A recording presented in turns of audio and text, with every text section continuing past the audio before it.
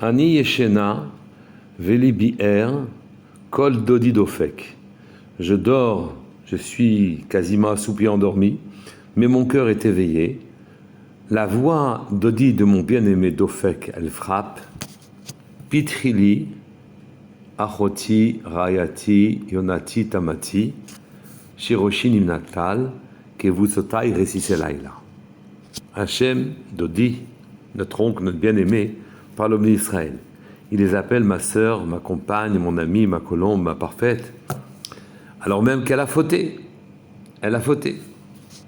La voix d'Hachem frappe à sa porte, à la porte de notre cœur et lui dit « Ouvre-moi ». C'est par la voix, par le col, qu'Akadosh Baruch Hu a créé le monde, qu'il nous a créé. C'est une manière de lui dire « Je t'ai créé. Toute ton existence dépend de moi. Je te supplie de m'ouvrir ton cœur. Et tu ne l'ouvres pas. Ouvre ton cœur, je ferai le reste. » Et les Juifs répondent « C'est toi qui nous as rejetés, qui nous a fait sortir d'Israël, qui a détruit ta résidence, qui nous a envoyés en galoute. Nous, on se sent seul. » À quoi ressemble ce chant de Shirachirim, dit par Shlomo, à l'histoire d'un oncle qui aurait épousé sa nièce. Mais les rapports entre hommes et femmes sont des rapports parfois difficiles, a fortiori quand ils sont familiaux.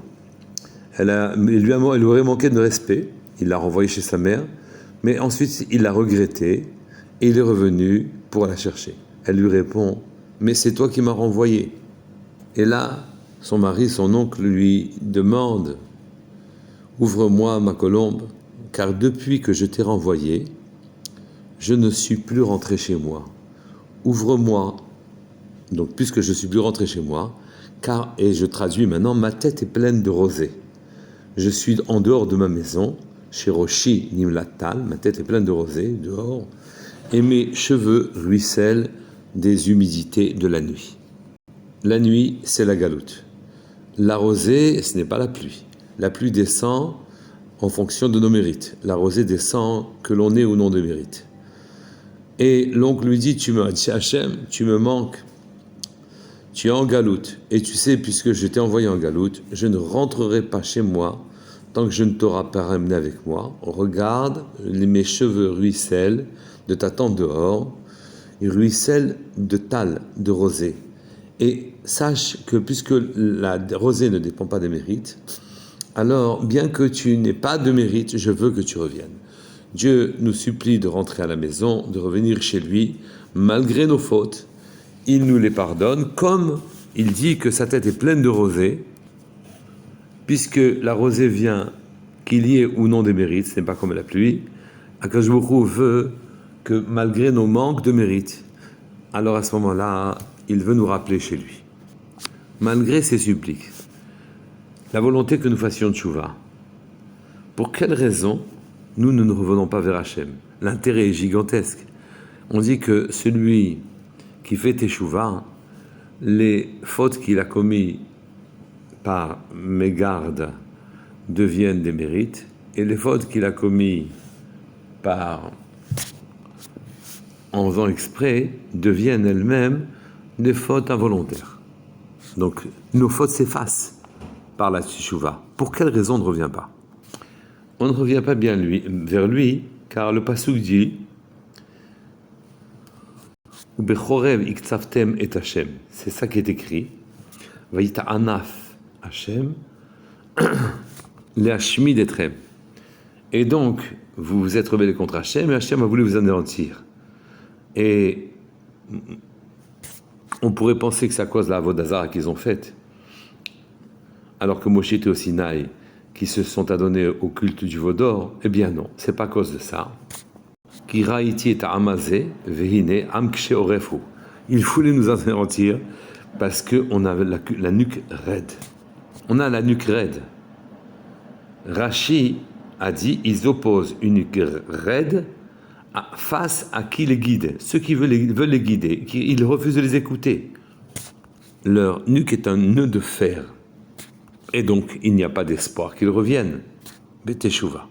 Ils n'ont pas été menacés d'extermination à cause du veau d'or, mais parce qu'ils étaient incapables d'être guidés, de se laisser guider. Et pourtant, ils ont un destin à accomplir, un long chemin à faire pour être comparables à des anges et finir par vivre avec Hachem. On voit ici que ce qui manque aux Juifs pour faire tchouva, c'est cette nuque raide, le refus d'écouter la voix de la raison quand elle s'oppose à notre compréhension immédiate ou à nos intérêts, malgré la qualité du guide. Une autre manière de parler, c'est qu'on ne croit pas que le pardon d'Hachem amènera l'effacement de la faute. On ne voit pas comment ça fonctionne. Et donc, on ne peut pas mobiliser toute notre énergie pour faire teshuva. On nous pose une nuque de fer. Quelle est la solution? Premièrement, comme c'est écrit dans Parashat Nitzavim, Kikarov elecha adavar me'od, et on parle de la teshuva, elle est proche de toi. L'oniflet mimecha, elle ne t'est pas du tout étrangère. Il faut juste que tu amorces le phénomène, que tu commences à aller faire teshuva, et à ce moment-là, Hachem arme ton bras, lui donne de la force, mobilise des kochot que tu n'as pas pour pouvoir te faire avancer, arriver à se rapprocher de lui. La Gemara Yerushalmi, Makot, Perek Bet, Halakha Vav, qu'on a posé la question à la Chochma, à l'intelligence, à la Nevoua, à la prophétie, et à Hachem, on a demandé, mais qu'est-ce qui se passe quand quelqu'un faute? Une des réponses, c'est de dire que celui qui faute n'a plus de place. Il n'a plus de sol où poser les pieds, car le monde est donné, pas pour ceux qui sont des fauteurs, le monde est donné pour ceux qui font qui correspondent à ce que Akadosh Baruch Hu a voulu pour son monde. Et donc ils n'ont plus de sol sous les pieds. La tchouva est déjà dans ton cœur. Elle est déjà dans ta bouche et dans ton cœur. Dans ta bouche pour faire vidouille et avouer tes fautes, te les avouer en quelque sorte. Et dans ton cœur, sachez que le cœur et la bouche, finalement, sont des instruments qui peuvent atteindre jusqu'au trône divin. Ils ne participent pas réellement de la matérialité. Et donc, ils ont des pouvoirs malheureusement, on ignore. La Chochma a dit pour le fauteur, il doit errer, il n'a plus de sol sous les pieds. La Nevoa a dit la mort. Ça, on comprend.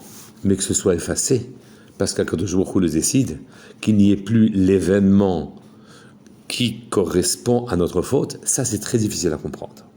Pourtant, Hachem lui-même a dit à Moshe Rabbeinu que quand Tamuz Srut Avot, il n'y a plus de srut, il n'y a plus de mérite, et que rien ne peut nous sauver, il lui a indiqué comment se comporter, il lui a dit de dire les 13 attributs, 13 qualités d'Hachem, et de l'appeler Hachem, Hachem, Kel Rachum Vechanun, Erichapaim, Verav Chesed, Vehemet, Noseh Chesed La'afin, Noseh Avon Vapesha, Vechata Venake.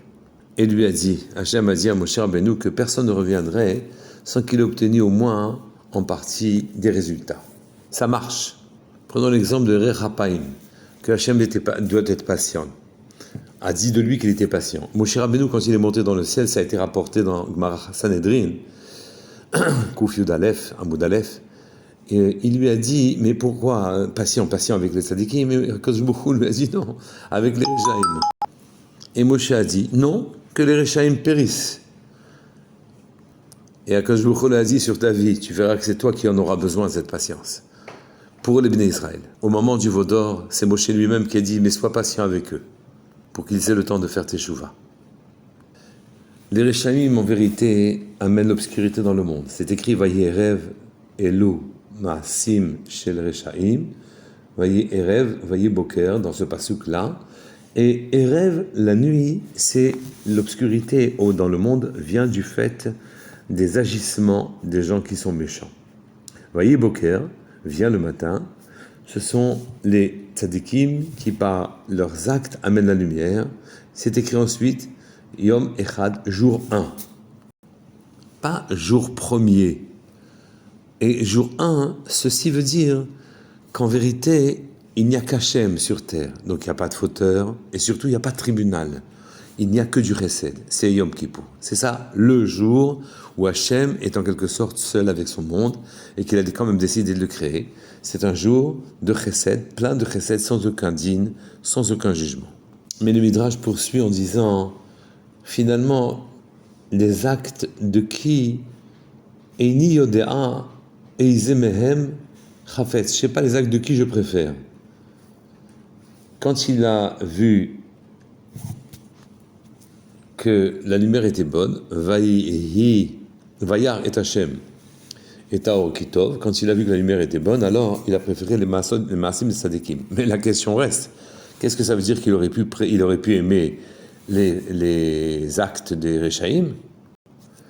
Le dévoilement effectivement d'Hachem aurait pu se faire par la chute des Rechaïm. Tout ce qui est mauvais, les mauvaises branches, on les verrait tomber. Et à ce moment-là, cette vision des choses permettrait de voir combien Akadosh Baruch Hu, il dirige son monde et qu'il apparaît, qu'il se dévoile.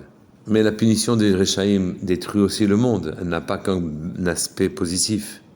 Que les Égyptiens meurent, finalement, ça montre la royauté, la toute-puissance divine. Mais que les Bnei Israël, Tzadikim, fils de Tzadikim, quand ils font une faute, amènent un obscurcissement de la vérité, là, on a besoin de la patience divine. Et donc, Akadosh Baruch Hu doit faire intervenir une notion de pardon pour apparaître sous un dévoilement différent. Laisser, même les tzadikim qui ont fauté, leur laisser le temps de revenir faire teshuva et de ramener plutôt son monde vers le Mashiach en donnant le temps aux tzadikim de se parfaire, tout en naturellement détruisant les Rechaïm. En voyant Or Kitov, que la lumière était belle, on comprend qu'Akadosh Baruch Hu a préféré construire son monde en donnant du temps aux tzadikim pour être tzadik, aux tzadikim, fils de tzadikim pour être tzadik, plutôt qu'en préférant la destruction des Rechaïm pour manifester sa toute-puissance. Et le pardon d'Hachem, ce n'est pas comme le pardon des hommes. Le pardon d'Hachem efface la situation délictueuse. Dans une discussion entre Rabbi Akiva et avec le Racha, Turnus Rufus demandait à Rabbi Akiva, si votre Dieu aimait les pauvres, alors pourquoi il ne les a pas nourris? Lui-même, qui n'a pas besoin des autres créatures. Et Rabbi Akiva a répondu, au contraire, oui, c'est pour nous sauver du Gehinam. La conversation entre eux se poursuit, mais je voudrais m'arrêter ici. Les Bnei Israël sont appelés fils, même quand ils ont fauté. Et donc, les pauvres en question, étant les fils du roi vivant, quand ils ont fauté, le roi est obligé de les punir. Mais il regarde d'un bon œil le fait qu'on vienne finalement presque contrevenir à ses décrets et que l'on nourrisse ses fils que lui a condamnés. Et par là même, en luttant contre les décrets néfastes d'Hachem, difficiles à accepter d'Hachem, quand on nourrit ses fils, même ceux qui ne méritent pas, alors à ce moment-là, eux, qui sont toujours ses fils, il les regarde finalement d'un œil miséricordieux, il ne va pas punir ceux qui les nourrissent, contrairement à ce que pense Turnus Rufus, mais aussi ceux qui les nourrissent voient leurs fautes pardonnées. Aussi bien nos tzadikim que nos rechaïm, d'une certaine manière, contribuent tous les deux, par leurs actes, contribuent à construire le monde d'Hachem. Et ce faisant, ils n'agissent pas avec une logique intangible, ils agissent comme les membres d'une même famille. Et ce sont les Bnei Elohim, ce sont des fils d'Hachem eux-mêmes, et puisque ce sont des fils d'Hachem, et qu'ils agissent de manière avec un chesed incroyable, alors Akadosh Baruch Hu leur accorde un régime de faveur. Le mot est lancé. Les Bnei Israël sont les fils d'Hachem, et donc nous attendons tous des faveurs de sa part, au-delà de toute logique. On faute, et il lui faut en quelque sorte nous pardonner, comme on pardonne à ses enfants. Je reviens au texte du début, quand Akadosh Baruch Hu vient et dit à celle même qui s'est mal comportée à son égard, qui lui dit écoute, reviens. Et quand elle refuse, il dit tu sais quoi, je viens avec toi en galoute, je t'attends, et on retournera ensemble. Et nous sommes une famille. Quand on dit Kutsha Beruchu, Oraïta, ou Bnei Israël, Chadou, on est le peuple d'Hachem, on est lié à Hachem par sa Torah. Devant la nuque raide, l'incrédulité des Bnei Israël, qui freine tout effort sérieux pour revenir vers Hachem, qu'est-ce qu'a fait Moshe Rabbeinu? Il a brisé les louchot. Il a lâché les louchot, elles se sont cassées, qui étaient écrites par le doigt d'Hachem, et le support aussi était céleste. Il les a jetées à terre, on les a attendus pendant 2000 ans, et il les a brisées. La consternation devant cette incroyable perte a cassé l'armure et l'assurance des Israël, et ils ont fait tchouva. L'émotion a brisé le mur de fer qui nous sépare de notre Créateur. Mais il nous a redonné la Torah. Car la Torah est le kartov natati lachem, torati al ta'azuvu. Je me donne en même temps que ma Torah. Je suis dans la Torah. Quand j'étudie la Torah, quand un homme étudie la Torah, alors à ce moment-là, chaque mot, chaque lettre est une mitzvah, et c'est par là qu'il prend connaissance d'une proximité, qu'il prend connaissance de ce que veut le Créateur, et qu'il se rapproche de lui. Dans les sciences humaines, ou non humaines, enfin plus les sciences exactes, on apprend des nouveautés par raisonnement, on suit un protocole, on obtient un résultat. Mais pour la Torah, ce sont les mots qui sont vivants. Chaque mot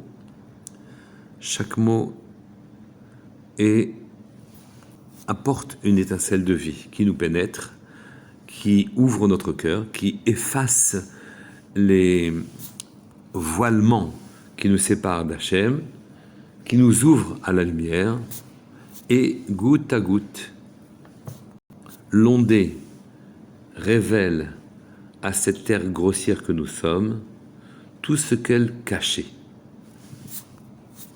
La présence divine devient pour nous patente, et à ce moment-là, la tchouva devient facile. Shana Tova Mvurechet.